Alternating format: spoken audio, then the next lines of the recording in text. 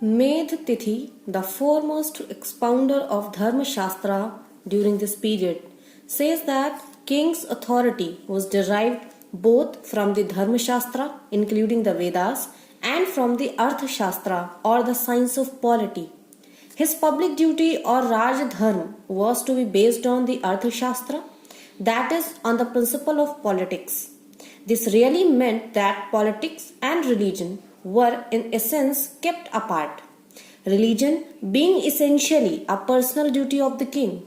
Thus, the king were not dominated by the priest or by the sacred law expounded by them. Religion was, however, important for legitimizing and strengthening the position of the rulers. Many of the rulers therefore built grand temples, often at their capitals, and gave handsome land grants for the maintenance of the temples to the Brahmanas. So hi, my name is Richa Singh and I welcome you all to this YouTube channel Study Phile IAS, and today we are going to discuss about some political and administrative aspect during Palas, Senas, Parmas and Rashtrakuta rulers.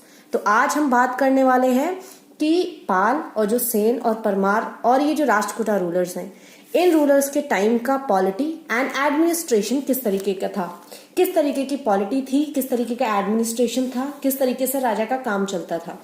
तो अगर हम बात करें इनके administration की, क्योंकि ये जो छोटे छोटे किंगडम हैं ये बड़े किंगडम्स के बाद जो है इंडिपेंडेंट हुए हैं, तो कहीं ना कहीं ये उनकी लेगेसी को लेके चलते हैं। इसके पहले अगर हम बात करें तो हम देखते हैं गुप्ता एम्पायर को, उसके बाद एक बड़ा एम्पायर आता है जो हर्षवर्धन का किंगडम होता है, और डेक्कन की अगर बात करें तो वहां पर हम चालुक्यास को देखते हैं। और ये जो भी रूलर्स हैं ये इन्हीं रीजन से बिलोंग करते हैं, या तो नॉर्थ इंडिया से बिलोंग करेंगे, ईस्टर्न इंडिया से बिलोंग करेंगे या डेक्कन से बिलोंग करेंगे। तो ये जो इनके पहले की डायनेस्टीज रही हैं या इनके पहले के जो ग्रेट एम्पायर्स रहे हैं, इन्होंने इनकी लेगेसी को फॉलो किया है। तो हम बोल सकते हैं कि polity and administration of Pal rulers, Sen rulers, Parmar rulers and Rashtrakuta rulers were based on the ideas and the practices of Gupta empire, Harshvardhana's kingdom in the north and the Chalukyas in the Deccan। तो कहीं ना कहीं गुप्ता एम्पायर के कुछ administrative जिस तरीके से structure था उसको फॉलो किया गया है। हर्षवर्धन का जो किंगडम था, जैसे कि कन्नौज का अगर हम बात करें, पाल रूलर्स रहे हैं वहां पर, सेन रूलर्स रहे हैं, तो हर्षवर्धन का जो एडमिनिस्ट्रेशन था वो उसका स्ट्रक्चर कहीं ना कहीं इन्होंने फॉलो किया है। और बात करें अगर हम राष्ट्रकूटा रूलर्स की, तो राष्ट्रकूटा रूलर्स ने चालुक्यास का एडमिनिस्ट्रेशन को फॉलो किया है। ठीक है, तो इस तरीके से ये सारी चीजें हैं। अब तक आप इन सभी के एडमिनिस्ट्रेशन जो है वो देख चुके हैं, तो आप एक बार जाइए उनको रिवाइज कीजिए, आपको एक आइडिया मिल जाएगा फेयर कि किस तरीके से काम इनका चलता था। गुप्ता एम्पायर में कैसा था एडमिनिस्ट्रेशन, चालुक्यास का एडमिनिस्ट्रेशन कैसा था, और हर्षवर्धन का एडमिनिस्ट्रेशन कैसा था। फिर भी हम यहाँ पर कुछ कॉमन फीचर्स की बात कर लेते हैं, जो कि पाल, सेन, परमार और राष्ट्रकूटा रूलर्स का जो भी रीजन रहा है, जो भी एरा रहा है, उस टाइम पे हमें देखने को मिलता है। तो अगर हम बात करें किंग की या मोनार्च की, तो मोनार्च जो है वो पावर का सेंट्रल पॉइंट हमेशा से रहा है और यहां भी है। तो monarch was the centre of all affairs, centre of all affairs. दूसरी चीज, he was also head of administration as well as the commander in chief of armed forces। he was head of administration, जो भी administration है उसके head भी राजा जी हुआ करते थे एडमिनिस्ट्रेशन।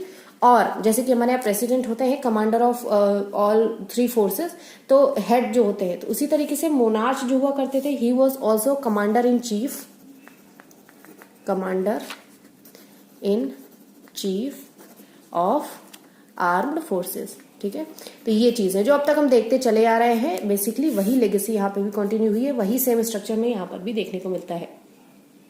अब क्या क्या होता था, जो भी स्क्वाड्रंस ऑफ इन्फेंट्री और कैवलरी थे वो कोर्टयार्ड में स्टेशन किए जाते थे। ठीक है, तो squadrons of cavalry and infantry, infantry और कैवलरी दोनों को ही स्टेशन किया जाता था आपका कोर्टयार्ड में। साथ साथ जो भी वॉर, जब भी युद्ध होता था और राजा कहीं से जीत के आते थे तो उसके साथ साथ वॉर एलिफेंट्स या हॉर्सेस भी जीत के आते थे। तो जो भी आपके कैप्चर्ड वॉर एलिफेंट्स है,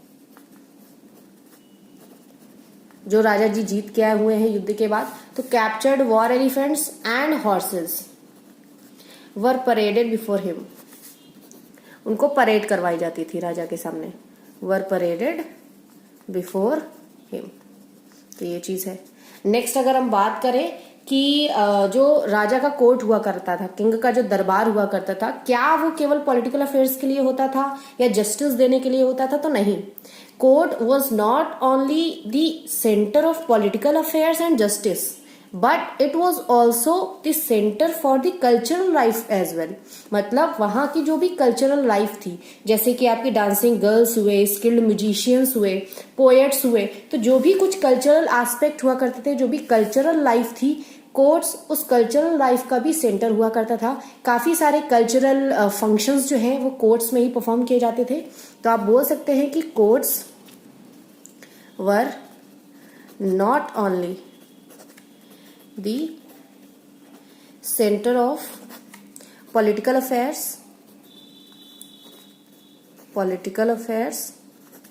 or justice, but also the center of cultural life। ठीक है, तो ये चीज आपको यहाँ पर याद रखनी है। तो ये एस्पेक्ट भी हमारा कवर हुआ। अब कल्चरल लाइफ में कैसा, जैसे कि फॉर एग्जाम्पल आपकी डांसिंग गर्ल्स जो होती थी वो कोर्ट्स को अटेंड करती थी, वहां पर फंक्शंस परफॉर्म करती थी। डांसिंग गर्ल्स के बाद जो भी आपके स्किल्ड म्यूजिशियंस हुआ करते थे वो भी हुआ करते थे। हमने देखा है कि कई सारे किंग्स जो है they were the great patrons of literature, they himself were the great poets. तो कई सारे पोएटिक वर्क भी यहाँ पर देखने को मिलते हैं। तो ये सारी चीजों का जो एक सेंटर हुआ करता था वो भी कोर्ट हुआ करता था। अगर हम बात करें किंग की पोजीशन की, कि किंग किस तरीके से था, तो the position of the king was generally hereditary position ही हमें यहाँ पर देखने को मिलती थी कि राजा का बेटा ही राजा बनेगा। वॉर्स जो थे were very frequent between the kings and their vassals. तो ये चीज हमें देखने को मिली है, स्पेशली राष्ट्रकूटा पाल और सेन जो हमें एडमिनिस्ट्रेशन जो रूल देखने को मिला है वहां पर ये हमें चीज बहुत देखने को मिली है। आपने देखा होगा बहुत ज्यादा फ्रीक्वेंट वॉर्स हमें देखने को मिलती है यहाँ पर, वेरी फ्रीक्वेंट वॉर्स। किसके इसके बीच में? बिटवीन किंग्स, और किंग्स के बीच में नहीं, किंग्स और उनके जो सबऑर्डिनेट काम करते थे उनके आपस में भी झगड़े होते थे। एंड बिटवीन किंग्स एंड दियर जो भी वसल्स होते थे, उनके सबऑर्डिनेट जो भी काम करते थे। ठीक है, जैसे कि एग्जांपल के लिए हम अगर परमार रूलर्स की बात करें तो ये अंडर में थे राष्ट्रकूटा रूलर्स के, लेकिन बाद में फिर जब उन्होंने पावर को वीक होते देखा तो खुद को इंडिपेंडेंट घोषित कर लिया। इसी तरीके से अगर हम सेना रूलर्स की बात करें तो जो पाल रूलर्स थे, जब पालास की पावर कमजोर हुई तो सेना रूलर्स ने अपने को इंडिपेंडेंट घोषित कर लिया। तो ये सारी चीजें जो है वो हमें यहाँ पर देखने को मिलती हैं। अगर हम बात करें सक्सेसर की, कि किस तरीके से सक्सीड किया जाता था, थ्रोन कौन बैठेगा, तो जनरली क्या होता था कि एल्डेस्ट सन जो है वो थ्रोन पे बैठता था। जनरली ऐसा होता था कि जो एल्डेस्ट सन है वो थ्रोन पे बैठता था, लेकिन ये कोई फिक्स नहीं है, क्योंकि कई बार हमने देखा है कि एल्डेस्ट सन को अपने यंगर ब्रदर्स के साथ फाइट भी करनी पड़ी है, और कई बार वो एल्डेस्ट सन हार भी गए हैं तो उनको राजगद्दी से हटा दिया गया है और यंगर सन को बिठा दिया गया है। तो समटाइम्स वी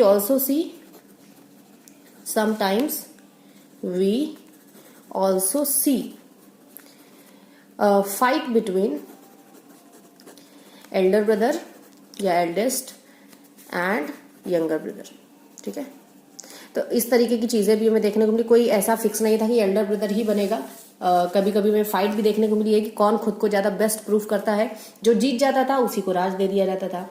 अब इन केस की जो युवराज है, यानी कि जिसे राजा बनाना है, वो मेन कैपिटल में है और एडमिनिस्ट्रेशन के काम में हाथ बटा रहा है, तो उसके जो बाकी भाई लोग हुआ करते थे, बाकी जो यंगर ब्रदर्स हुआ करते थे, उनको और दूसरे जो भी प्रोविंशियल लोकेशंस हुआ करती थी वहां पर उनका गवर्नर बना के भेज दिया जाता था कि भाई तुम भी खुश रहो, तुमको यहाँ का राज नहीं मिल रहा है, मेन कैपिटल में नहीं मिल रहा है, तो तुम जाओ बाकी जो एरिया है वहां का एडमिनिस्ट्रेशन संभालो जाके।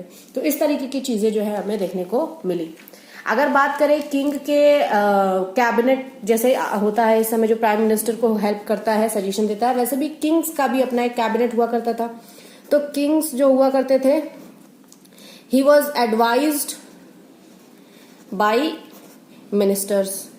इनके भी राजा महाराजा हुआ करते थे, मिनिस्टर्स का एक ग्रुप हुआ करता था जो किंग को एडवाइस करता था, और ये मिनिस्टर्स को चूज कौन करता था, ये भी किंग के द्वारा चूज किए जाते थे। और जनरली हम देखते थे कि ये मिनिस्टर्स की पोजीशन है ये भी कहीं ना कहीं हेरिडिटरी हमें देखने को मिलती है।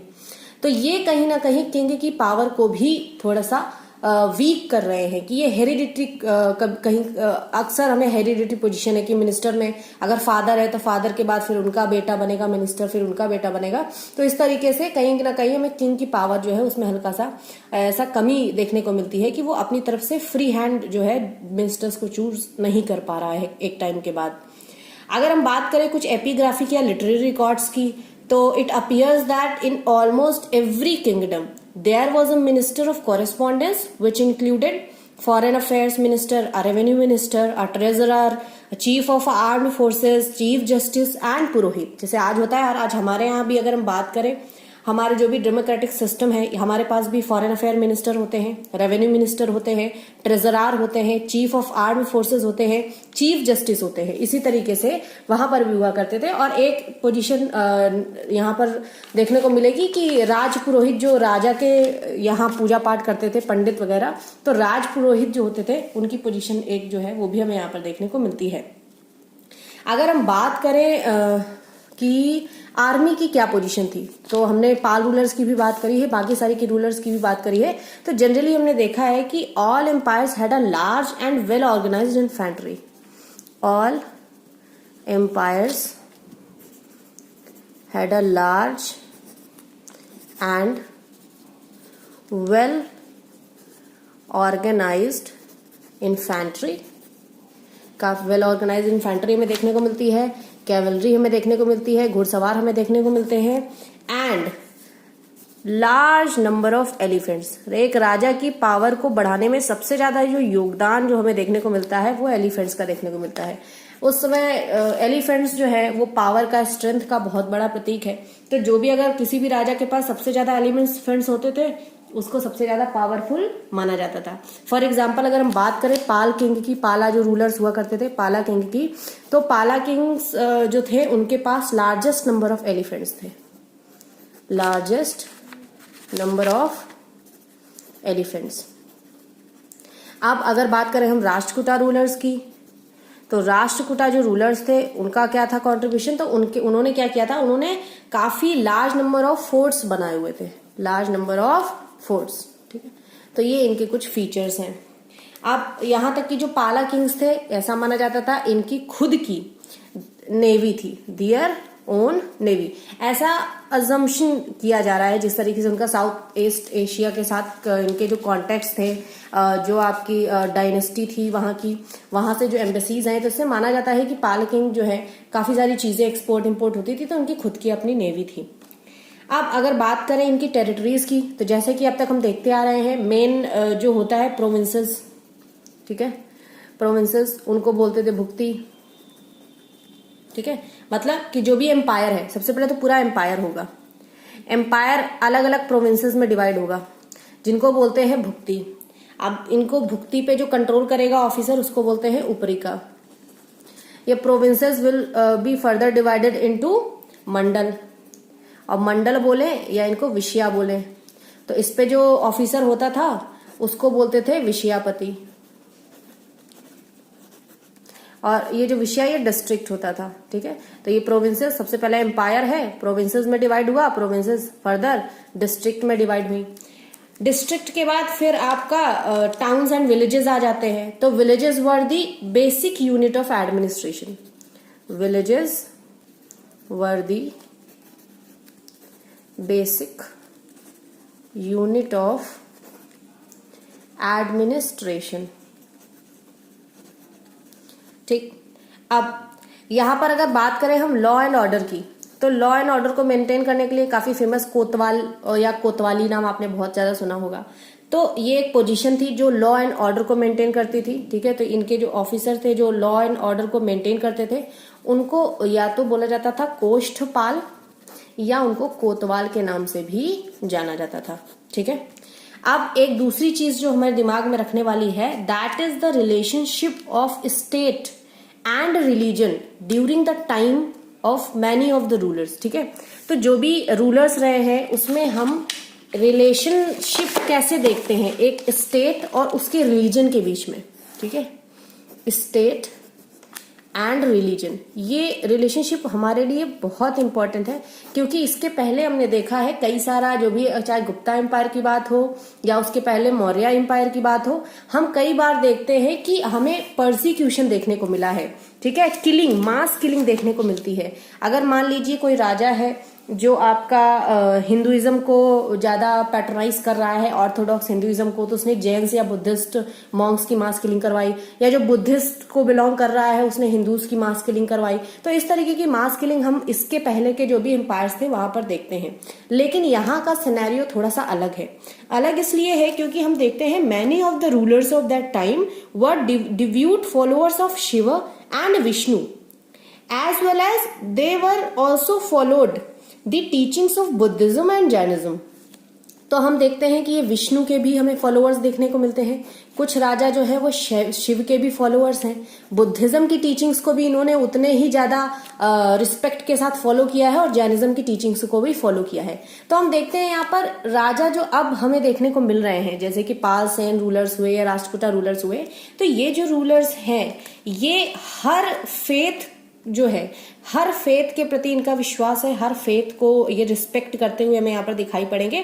तो हमें यहाँ किसी भी तरीके की मास किलिंग नहीं दिखाई पड़ती है कि किसी ने किसी अपने रिलीजियस बिलीफ्स की वजह से किसी को मार दिया गया हो। तो ये एक अच्छी चीज जो है वो हमें देखने को मिलती है। They made handsome donations to the Brahmanas और द बुद्धिस्ट विहारास और द जैन टेम्पल्स। मतलब उन्होंने अगर ब्राह्मण्स को कुछ डोनेशंस दिए हैं तो उन्होंने बुद्धिस्ट विहारास के लिए भी डोनेशंस दिए हैं, उन्होंने जैन टेम्पल्स को बनाने के लिए भी डोनेशंस दिए हैं। But they gave patronage to all the faiths. ये याद रखना है कि उन्होंने हर फेथ को पैटर्नाइज किया हुआ है।